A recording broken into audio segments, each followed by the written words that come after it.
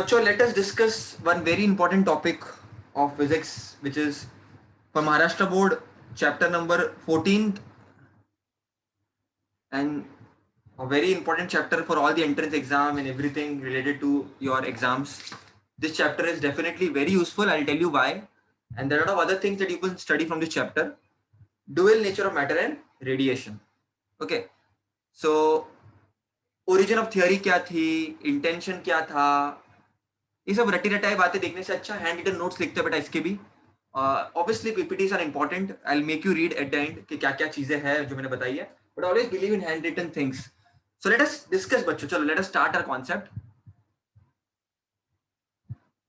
Dual nature of matter and radiation.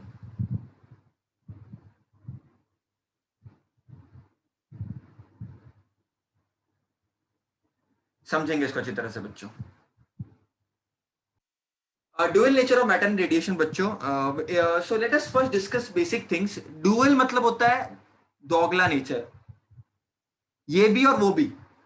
अब ये वाला ये कौन सा और वो वाला वो कौन सा, तो वो सब हम डिस्कस करेंगे बच्चों. Don't worry. तो देखिए समझने की कोशिश करना बच्चों. टॉपिक को समझते पहले पढ़ना क्या है अपने को. तो पहला पढ़ना है dual nature of matter and radiation. तो the first thing that we have is radiation. Radiation का मतलब होता है बेटा जो भी तुम्हारा इलेक्ट्रोमैग्नेटिक रेडिएशन है, रेडियो वेव्स वगैरह वगैरह, या लाइट फॉर एग्जांपल. चलो लाइट का एग्जांपल लेते हैं. Light. So light is nothing but your radiation. अब हुआ ऐसा बेटा, बहुत सारे फिनोमिना हुए थे. तो देखो एक चीज तुमको पता होना चाहिए, अब तो तुमको पता चल गया होगा, लाइट के दोनों नेचर है. Light shows both the nature. It has wave nature also, it has particle nature also. We call light as wavicle. In 11th chapter 11th standard only we will study about this concept. Don't worry कि light को wave क्यों बोला, light को particle क्यों बोला, दोनों में difference क्या है, तुम ये सब चीजें समझोगे. बट अभी के लिए नोट्स के लिए try to understand. So light shows, so radiation जो लाइट है तुम्हारा, it shows both the nature, wave nature and particle nature. Wave nature क्योंकि बहुत सारे एक्सपेरिमेंट्स हुए थे, तो बहुत सारी चीजें हुई थी जो तुमको आगे आएगी. Don't worry. In 12th only there is something called as interference. बताऊंगा क्या होता है. Don't worry. Interference. There is something called as diffraction. There is something called as polarisation. So because of all this phenomena, ये क्या phenomena है you will study आगे. Don't worry. There is also reflection, refraction, वो तो तुमको पता होगा बच्चों. You all know all these things. So because of all this phenomena, radiation, light was termed as a wave nature. They had a wave nature. But also there were some experiments which proved light as a particle nature. For example, ये chapter में और पढ़ने वाले हैं photo electric effect. अभी सुन लो खाली, आगे आगे तुमको आएगा. एंड बहुत सारे और भी कॉन्सेप्ट्स थे जिससे मालूम पड़ा कि light also shows particle nature. अब मैटर क्या होता है बेटा? What is matter now? Matter मतलब क्या? जो भी चीज तो तुम्हारे सामने, तुमने जो फोन पकड़ा हुआ है, लैपटॉप जो है, सब मैटर है. तो मैटर का सबको पता है बेटा, पार्टिकल तो वो है. Matter shows a particle nature. दिखता है, दिखने से मालूम पड़ता है पार्टिकल है. It's very clear. लेकिन ये एक बड़ा क्वेश्चन मार्क है, क्या हर एक मैटर वेव भी है? मैटर में तो हम भी आते हैं. तो तुमको देखने में तो लग रहा होगा मैं पार्टिकल हूं, तुम पार्टिकल हो, हम सब पार्टिकल है. लेकिन क्या हम सब वेव भी है? तो अगर हम वेव है तो हमारा वेवलेंथ भी होगा. लेकिन सर ये कुछ भी बोल रहे हो आप. पानी में जब हम पत्थर मारते तो वेव निकलती है. क्या हम वेस्पुश टाइप के वेव है? क्या हम कुछ और तरह के वेव है? और हम वेव है तो कैसे वेव है? कंफ्यूजन ही कंफ्यूजन है, सोल्यूशन कुछ पता नहीं. सोल्यूशन तो मिले तो टर्न, क्वेश्चन क्या था पता नहीं. मेरा कहने का मतलब यही है बेटा, कहने का मतलब मेरा यही है सिंपल सा, कि जो रेडिएशन होता है बच्चों, जो लाइट है, it shows wave nature as well as particle nature, and there different different experiments to prove it. Similarly बच्चों, जो तुम्हारा मैटर है, मैटर में सब कुछ आता है. तुम आता हो, मैं आता हूँ, बहुत सारे लोग आता है. तो उसका पार्टिकल नेचर भी और वेव नेचर भी. पार्टिकल नेचर तो मालूम पड़ता है, ये लैपटॉप है, उसका तुम फोन पे देख रहे हो या तुम लैपटॉप पे देख रहे हो, पीसी पे देख रहे हो, तो पार्टिकल है, वो दिख रहा है. लेकिन क्या ये फोन वेव भी है? तो ये सब चीजें बच्चों अपने को पढ़नी है इस चैप्टर में. Specifically even the electron, is electron a wave? And if it is a wave, who proved it? And how can we prove it? It's a wave. Particle समझ में आता है, इलेक्ट्रॉन, प्रोटॉन, न्यूट्रॉन, मैं, तुम, हम, कैटरीना कैफ, विपाशा बासु, दीपिका पादुकोण, ये सब पार्टिकल है. लेकिन क्या ये सब वेव भी है? So this is what we are going to study in this chapter, बच्चों. There is going to be in the last, there is going to be an experiment known as Davis and German experiment, which is going to prove that matter is also wave. It is also particle. That there is something called as wave particle duality.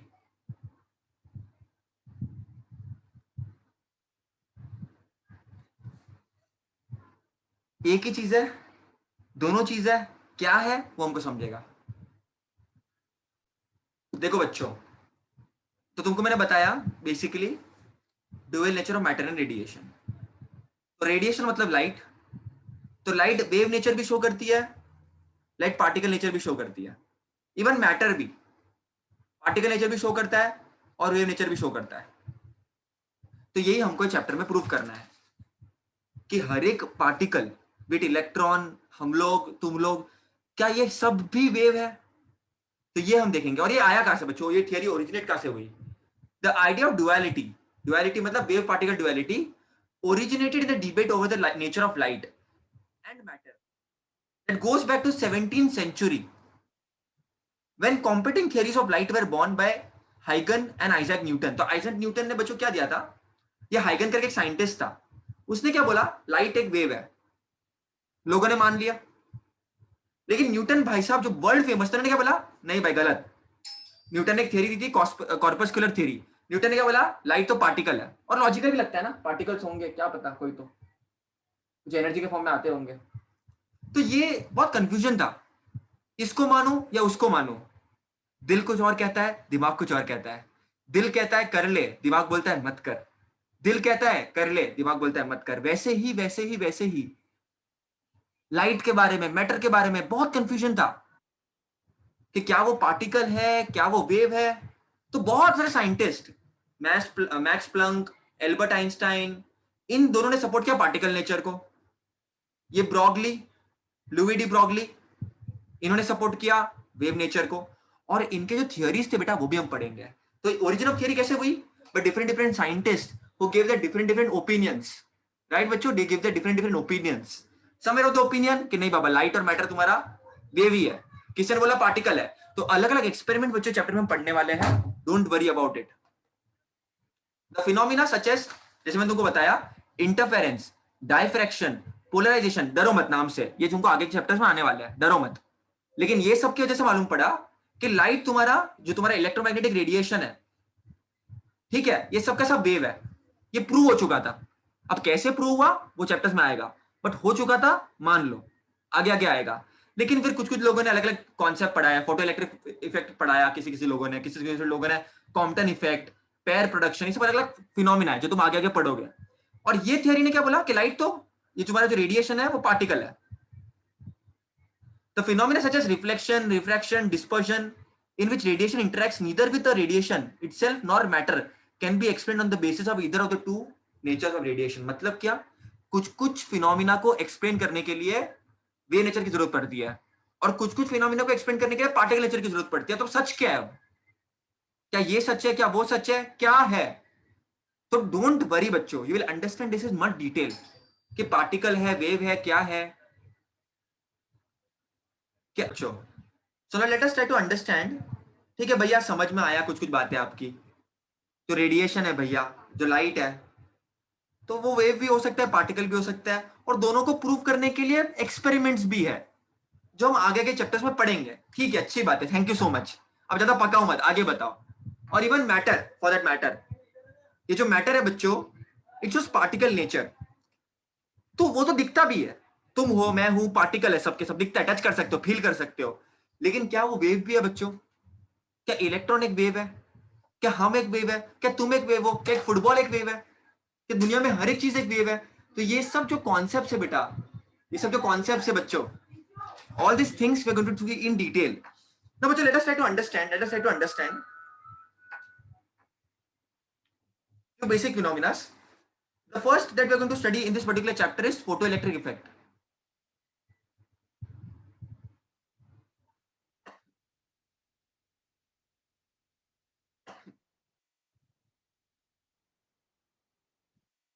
Now what does photoelectric effect say? उसके पहले बच्चों हमको basic चीज समझनी पड़ेगी. देखो, light आ रही है,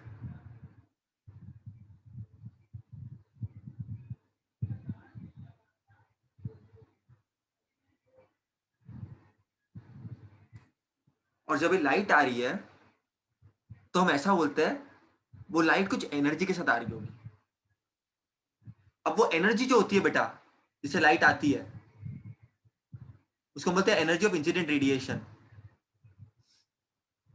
और उसका फॉर्मूला होता है बच्चों H इंटू एफ. उसका फॉर्मूला होता है बेटा H इंटू एफ. इसको हम E से रिप्रेजेंट करते हैं. Therefore E equal to HF. Now where E is the energy of incident radiation, H is the Planck's constant, and F is the frequency. Also, frequency is also equal to C upon lambda. Therefore, energy will also be equal to H और F के बदले आएगा C upon lambda. Now this C stands for speed of light. This lambda stands for wavelength. भैया लेकिन ये सब ठीक है, बट ये सब है क्या, उसका मैं करूँ क्या? Let us try to discuss बच्चों this. देखो, before going to concept you should have some basic fundamental knowledge of different things. मैं क्या बोल रहा हूँ, जो एनर्जी, जो लाइट आने वाली है, वो एनर्जी का फॉर्मूला क्या है? That energy is nothing but H into F, where H is your Planck's constant and the value of the Planck's constant is 6.626 into 10 to the power minus 34 joule second. ये इसका बच्चों constant का value है. ठीक है. Now this F is equal to C by lambda. तो F के बदले मैंने C upon lambda पुट कर दिया. Where lambda is your wavelength, C is the speed of light, H is the Planck's constant, F is the frequency. So all these things are the concept that you should know बच्चों. पहले तो this formula you should know. The light which is coming with some energy, and that energy का formula is H into F. H is Planck's constant, F is the frequency. ये formula है. And this F is also equal to C by lambda. Frequency is equal to speed of light upon wavelength. So E will be equal to HC by lambda. Okay so बच्चों, now photoelectric effect हमने बात किया, हमने इसका definition भी लिख दिया. इसको एक्सपेरिमेंटल प्रूफ भी हम करेंगे, डोंट वरी, कि कैसे हुआ, किस तरह से हुआ. So energy is nothing but HF. Also energy को हम लिख सकते हैं F के बराबर. ये C प्लैंक्स कांस्टेंट है बेटा. इसका एक वैल्यू होता है 6.626 into 10 to the power minus 34 joule second, and C speed of light, which is 3 into 10 to the power 8 meter per second, and lambda is the wavelength. तो इसको अगर हम पुट करेंगे तो आपको मिलेगा energy is equal to 1240 upon wavelength. अब ये जो एनर्जी मिलेगा बेटा, वो आपको मिलेगा इलेक्ट्रॉन वोल्ट में, और आपको वेवलेंथ पुट करना पड़ेगा नैनोमीटर में. अब ये सब क्या है? 11th स्टैंडर्ड में जब मैंने आपको केमिस्ट्री पढ़ाया था, तब मैंने आपको बताया था बच्चों, wavelength, nanometre, picometre, angstrom, volume, pressure, all the conversions I have already taught you all बच्चों. So this 1 nanometer is nothing but 10 to the power minus 9 meter. Okay, and 1 electron volt is nothing but 1.6 into 10 to the power minus 19 joule. ये सब आपको पता होना चाहिए बेटा. तो कभी कभी एग्जाम में आपको है ना बच्चों, या एमसीक्यूज होंगे आपको, जो बच्चे एंट्रेंस एग्जाम के लिए प्रिपेयर कर रहे हैं. This has to maintain in the formula list. This has to be maintain in the formula list. Energy is nothing but 1240 upon lambda. This wavelength should always be nanometre, and energy should always be in electron, so energy will come in electron volt. आप wavelength को nanometre में put कर देना. Convergence आपको सिखा दूंगा numericals करने के टाइम पे, but this formula is very very very important while doing MCQs, multiple choice question. You should know this. बच्चों, हमने फोटो इलेक्ट्रिक इफेक्ट देखा, उसका डेफिनेशन में देखा. The phenomena of emission of electrons from metal surface when a radiation of suitable frequency is incident on it. मतलब light rays hit कर रहा है मेटल सरफेस को, तो वो एनर्जी के साथ आ रहा है. That energy is nothing but HF. So this energy is sufficient, it can take electrons out of the metal surface. उसको बोलते हैं फोटो इलेक्ट्रिक इफेक्ट, एंड जो इलेक्ट्रॉन्स निकल रहे हैं, the electrons emitted by this effect is called photo electrons. And electron move करते हैं तो करंट ही होता है ना बेटा, current is what, the flow of electrons, so this it will generate a current known as photo electric current, इसको हम प्यार से फोटो करंट भी बोलते हैं। तो ये सब बातें इंपॉर्टेंट है। ओके, तो इतना मैं तुमको डेफिनेशन बताया, इतना मैं तुमको डेफिनेशन बताया। Now before going to Einstein ने कैसे प्रूव किया होगा इसको, उसने क्या क्या चीजें की होगी, it's very very very important to understand कि एनर्जी है क्या, ये हम बात क्या कर रहे हैं, और ये आइंस्टाइन ने किस के बारे में बात की बच्चों। हाँ सर। अपन ने एक ही चीज अपन ने कुछ महान डिस्कस नहीं किया अब तक, ऑनेस्टली स्पीकिंग। अपन ने एक ही चीज डिस्कस की कि बाबा लाइट है, लाइट एनर्जी के साथ आएगा, और वो एनर्जी है H F, can be putted as C by lambda, तो equal to H C by lambda कर सकते हैं, पर H is the Planck's constant जिसका वैल्यू अपन ने लिख दिया। फिर अपन ने फोटोइलेक्ट्रिक इफेक्ट का डेफिनेशन लिखा कि कोई रेडिएशन आएगा, ठीक है, जब वो आएगा तो टकराएगा मेटल सरफेस से, तो अगर एनर्जी सफिशिएंट होगी तो वो इलेक्ट्रॉन को बाहर निकल सकता है, निकाल सकता है, उखाड़ सकता है, ठीक है। ये अपन ने डिस्कस किया। फिर अपन ने डिस्कस किया कि भाई इतना मगजमारी नहीं करना है अपने को, ये क्योंकि ये भी कांस्टेंट है, एच भी कांस्टेंट है, सी भी कांस्टेंट है, सी स्पीड ऑफ लाइट, तो अपन ने डायरेक्टली ये फॉर्मूला लिख दिया एक वेरी इंपॉर्टेंट। फिर अपन ने और कुछ डिस्कस नहीं किया, इतना ही किया अब तक discuss. Now let us see one very very important concept before we start with the chapter बच्चों। Before we start with the actual experiments, the graph, the derivations, one very important concept बच्चों हमने बताया ना, मैंने I told you about this right, I told कि जो radiation है it shows wave nature also, और ये वेव नेचर तुम 10th 11th चैप्टर में पढ़ोगे, इंटरफेरेंस, डाइफ्रैक्शन, पोलराइजेशन, ये सब क्या होता है तुम 12th में ही पढ़ोगे, लेकिन इस चैप्टर में तुम पढ़ोगे पार्टिकल नेचर के बारे में, लाइट के, जिसके डेफिनेशन में तुमको भी बताई, photo electric effect.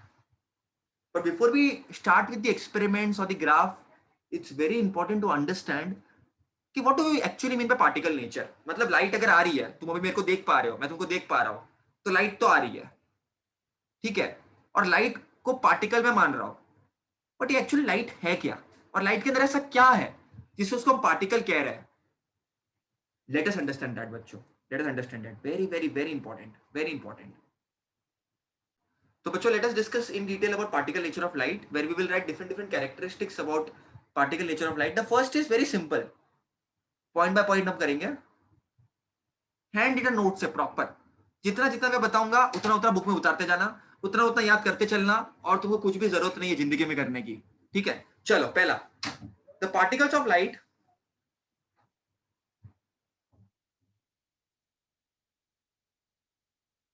particles of light are called photons,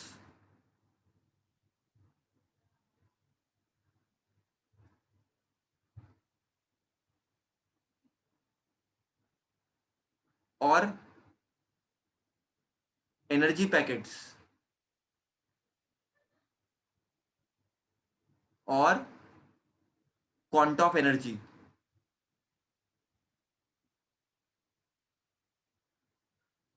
मतलब क्या, जो लाइट आ रही थी बच्चों, वो कुछ एनर्जी के साथ आ रही थी, और ऐसा आइंस्टाइन ने बोला बच्चों, या ऐसे पहले लोगों ने, उसके पहले भी लोगों ने बोला कि जो लाइट आ रही है उसको फोटॉन्स बोलता है, और ये किस तरह से आ रही है, ये एनर्जी पैकेट्स के फॉर्म में आ रही है, ठीक है। और ये एनर्जी कैसी है, ऑल्सो क्वांटा ऑफ एनर्जी, मतलब एनर्जी क्वांटाइज्ड है। लास्ट ईयर तुमको मैंने बताया था क्वांटाइजेशन का कॉन्सेप्ट इलेक्ट्रोस्टैटिक्स में, don't go that in detail, but इतना पता होना चाहिए, जो लाइट आ रही है बच्चों, very simply first point says that जो लाइट आ रही है बच्चों, the light which is coming, it is coming with some energy, and if it is if you are considering the particle nature, जो ये पार्टिकल है उसको प्यार से बोलते हैं photons, particle are called as photons, या तो उसको हम बोलेंगे एनर्जी पैकेट्स, क्योंकि एनर्जी के पैकेट्स के फॉर्म में आ रही है वो। सेकेंड पॉइंट सेज बच्चों वेरी सिंपली, ये जो फोटोन है, जो पार्टिकल है, इसका rest mass is zero, the rest mass of photon is zero.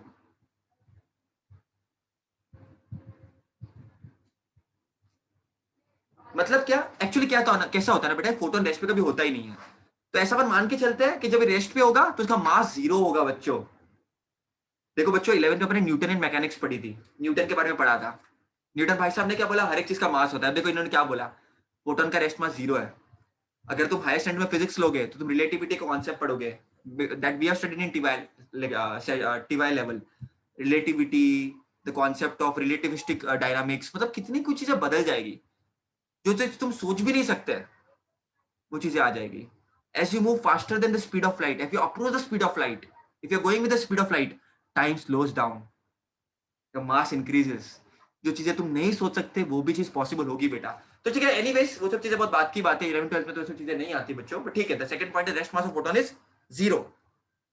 And third point है बच्चों, ये जो फोटोन है it travels with the speed of light. The photon travels with 3 into very approximately close to 3 into 10 to the power 8 metre पर second. मतलब एक second में वो 3,0,0,0,0,0,0 मीटर कवर करता है। तो ये फोटोन इतना तेजी से भागता है बच्चों कि वो एक सेकंड में इतना सारा डिस्टेंस कवर कर लेता है बेटा। इतना फास्ट तुम्हारा फोटोन बच्चों मूव करता है। फोर्थ पॉइंट बच्चों, a photon is neutral. A photon is neutral मतलब समझो एक फोटोन जा रहा है और समझो पर मैग्नेट है, नॉर्थ पोल साउथ पोल, तो फोटोन चुपचाप निकल जाएगा। ना ही नॉर्थ पोल की तरफ मूव करेगा ना तो साउथ पोल की तरफ मूव करेगा। इलेक्ट्रिक मैग्नेटिक फील्ड से डिफ्लेक्ट नहीं होता। या तो समझो यहाँ पर पॉजिटिव चार्ज है, यहाँ पर नेगेटिव चार्ज है, इलेक्ट्रिक फील्ड लगा दी मैंने, समझो पॉजिटिव प्लेट है, ये नेगेटिव प्लेट है। तो अगर इस फोटोन के पास चार्ज होता, समझो फोटोन नेगेटिव चार्ज का होता, तो पॉजिटिव की तरफ वो अट्रैक्ट होता।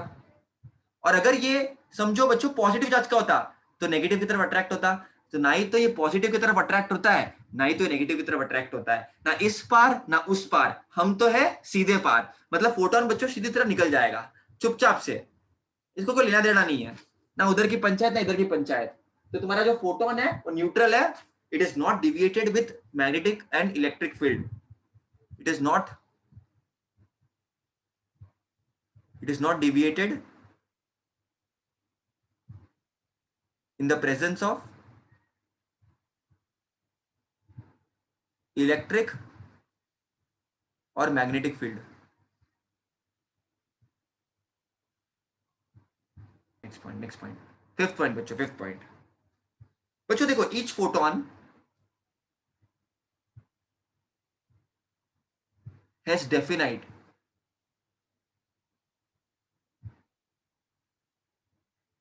Energy and momentum. बच्चों एक चीज ना बहुत अच्छी तरह से याद रखना, ये तुम्हारे फॉर्मूला लिस्ट में मेंटेन हो ही जाने चाहिए। क्या क्या, कि एनर्जी होता है बच्चों H F, also it can be written by H C by lambda, also energy can be written as 1240 upon lambda in nanometre. ये इलेक्ट्रॉन वोल्ट में तुमको आंसर आएगा। तो ये एनर्जी डेफिनेट होती है बच्चों, इसके फॉर्मूलाज होता है। और जो मोमेंटम होता है बच्चों, मोमेंटम अब तुम लोग ने पढ़ा था लास्ट ईयर 11th में भी, तुमको मैंने बताया था फॉर्मूला लिस्ट में मोमेंटम का बोला था मास इनटू वेलोसिटी। बट यहाँ पर ऐसा नहीं चलेगा बेटा। अब हम फोटोन की बात कर रहे हैं, हम लाइट की बात कर रहे हैं। यहाँ पर मोमेंटम का फॉर्मूला हो जाएगा बच्चा एच बाय लैम्डा। ये तुम्हारा सही फॉर्मूला हो जाएगा, इसको भूल जाओ। तो मोमेंटम का फॉर्मूला भी याद रखना बच्चों, तुम लोग फॉर्मूला लिस्ट में मेंटेन कर देना। ये अब मोमेंटम का फॉर्मूला हो जाएगा बच्चों एच बाय लैम्डा और एनर्जी हो जाएगा H into F. Is everybody clear? The collision of photon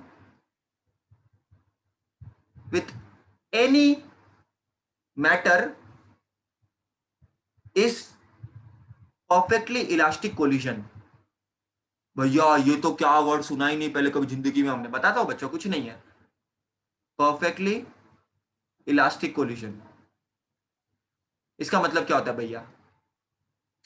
for example ये एक फोटोन है, इसका मोमेंटम है p1। समझो ये इलेक्ट्रॉन से टकरा रहा है, इसका मोमेंटम है p2। टकराने के बाद ये फोटोन का मोमेंटम हो जाएगा लेट्स से p3 और ये इलेक्ट्रॉन का हो जाएगा घंटा। तो बेटा ये समझो मोमेंटम है p3 और ये मोमेंटम है p4। तो मतलब समझ लो बेटा, एकदम सिंपल तरीका, ये दोनों कोलाइड कर रहे हैं। फोटोन है, ये इलेक्ट्रॉन है, जब कोलिजन हुआ तो इसका मोमेंटम बदल गया और इसका मोमेंटम भी बदल गया। इसका P1 था तो इसका P3 हो गया, ये P2 था ये P4 हो गया। इलास्टिक कोलिजन का मतलब क्या बेटा? Very simple, P1 plus P2 vector form में अगर मैं लिखे, it is always be equal to P3 plus P4। और इनिशियल जो काइनेटिक एनर्जी थी that will be equal to final kinetic energy. मतलब पहले कोलिजन के पहले जो काइनेटिक एनर्जी दी थी दैट विल बी सेम बाद में काइनेटिक एनर्जी होगी कोलिजन के बाद। इसका मतलब होता है बेटा perfectly elastic collision. Very very very important. मतलब तुम्हारा momentum is conserved, momentum, kinetic energy, everything is conserved. जो पहले थी that will be equal to जो बाद में होगी। टकराने से पहले क्या था मोमेंटम, इक्वल टकराने के बाद क्या होगा। तुम लोगों ने स्कूल में बच्चों पढ़ा होगा m1u1 plus m2u2 equal to m1v1 plus m2v2। I don't know 9th standard में था ये तुम लोगों को। मतलब तुम लोग को मोमेंटम बिफोर गाड़ियां टकरा रही थी, दोनों दो गाड़ियां थी, तो गाड़ियां, ये समझो ये गाड़ी थी, इनिशियली वो उसका इनिशियल वेलोसिटी u1 था, इसका मास m1 था। एक और गाड़ी थी उसका इनिशियल वेलोसिटी u2 था, उसका मास m2 था। दोनों टकराए, टकराने के बाद ये किधर और चली गई, किधर और चली गई। फॉर एग्जांपल इसका मास अभी भी m1 है, इसका मास अभी भी m2 है, लेकिन अब की बार इसकी वेलोसिटी v1 हो गई है, इसकी बार अब की बार वेलोसिटी v2 हो चुकी है। तो अगर तुमको याद हो तब एक लॉ था, law of conservation of momentum, law of conservation of momentum. मतलब टकराने से पहले, गाड़ी जब टकरा रही थी उसके पहले जो इसका मोमेंटम था, इसका मोमेंटम होगा, मोमेंटम का फॉर्मूला क्या था, मास इनटू वेलोसिटी। तो इसका होगा m1u1, इसका होगा m2u2, इसका होगा m1v1, इसका होगा m2v2। तो टकराने के पहले जो मोमेंटम था that will be equal to टकराने के बाद जो उसका मोमेंटम होगा। इसका मतलब क्या, मोमेंटम कंजर्व्ड है। तो पहले जो मोमेंटम था बच्चों that will be equal to जो बाद में मोमेंटम है। तो बच्चों अब तक जो अपने पार्टिकल नेचर ऑफ लाइट, मतलब लाइट ट्रैवल कर रहा है, मतलब फोटोन ट्रैवल कर रहा है। फोटोन एक पार्टिकल, तुम्हारा जो पार्टिकल है, तो अपने क्या क्या बोला, the particles of light are called photons. उसका रेस्ट मास 0 है, वो 3 × 10⁸ मीटर पर सेकंड की स्पीड से ट्रैवल करता है। It is neutral, electric magnetic field उसका कुछ नहीं बिगाड़ सकती, वो सीधे सीधे जाएगा। उसको लालच देंगे तू आ जा, तू आ जा, लेकिन क्या बोलेगा, पहली फुर्सत में निकलो, नहीं आने का मेरे को। उसके बाद हर एक फोटोन का एक डेफिनेट एनर्जी होगा, मोमेंटम होगा, उसका फॉर्मूला तुमको पता होना चाहिए बेटा। एंड उनका जो कोलिजन होगा वो परफेक्ट इलास्टिक कोलिजन होगा। लेकिन अब बच्चों सबसे important point, the most most most critical point, इस पॉइंट के बेसिस पे तुमको बहुत सारे ग्राफ आएंगे, बहुत सारे एंट्रेंस एग्जाम में क्वेश्चंस आएंगे। ये इस पर्टिकुलर पॉइंट पे बच्चों very important point, very important 7th point, सुन ला, चित्र से सुनना। If intensity of light is increased, सुनना पहले, if intensity of light is increased,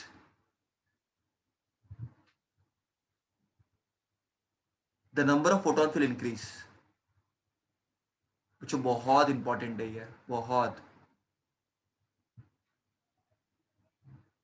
बहुत इंपॉर्टेंट है बेटा, ये बहुत बहुत बहुत इंपॉर्टेंट है। इसका एग्जांपल लेते हैं। लेट्स से अपने पास बल्ब है, लेट्स से ये रेड बल्ब है, ये भी रेड बल्ब है, ये भी रेड बल्ब है, ये भी रेड बल्ब है।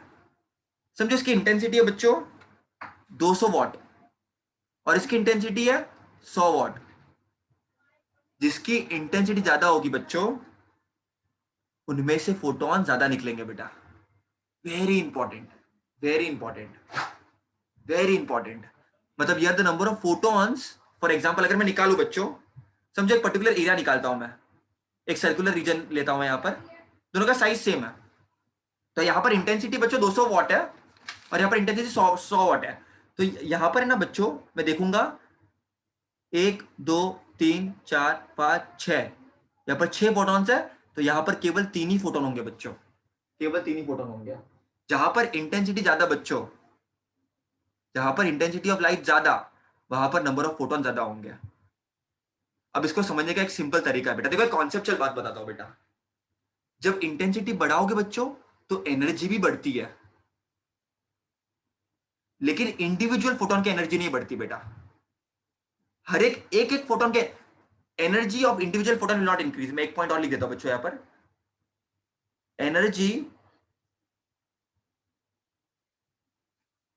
Energy of individual photon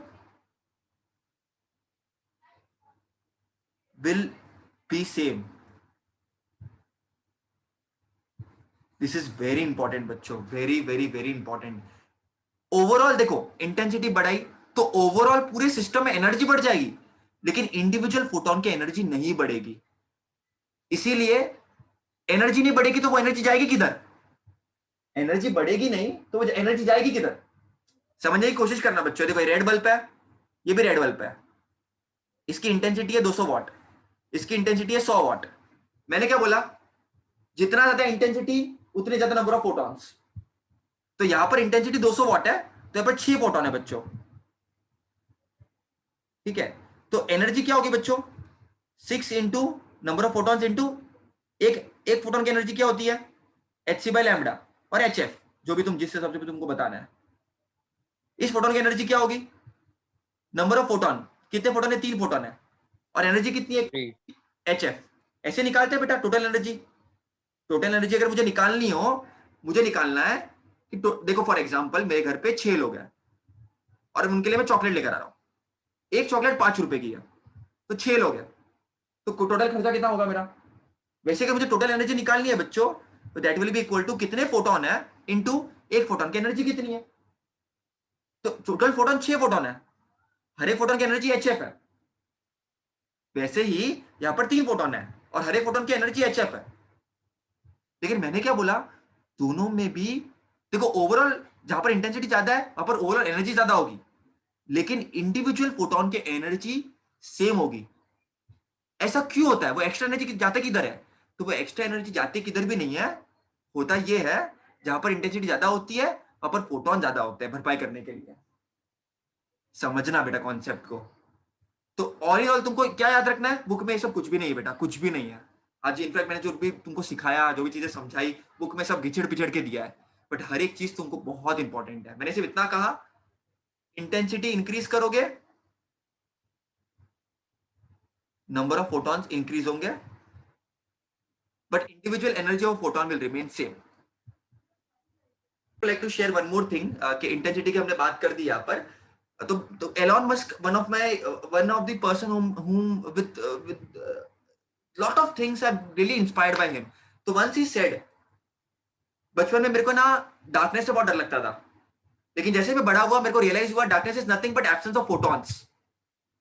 darkness is nothing but absence of photons. तब मेरे को मैं डरना बंद हो गया। तो वो चीज से मेरे को भी अब डर कम लगता है डार्कनेस से, क्योंकि लाइट मतलब presence of photons. More the light more the number of photons.